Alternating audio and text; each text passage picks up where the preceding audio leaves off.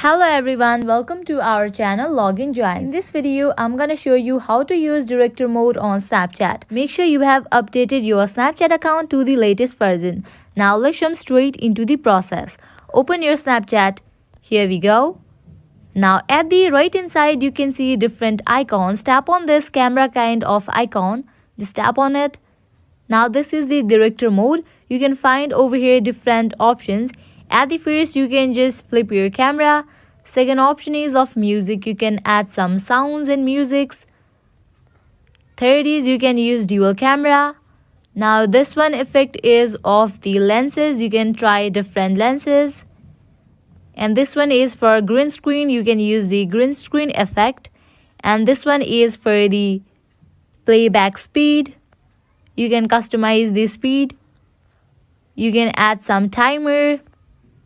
You can use this flash, or you can just add photo from your camera roll. These are the director mode effects on Snapchat. In this way, you can easily use director mode on Snapchat. At the end, if you find this video helpful, make sure to like, share and subscribe to our channel. Thank you.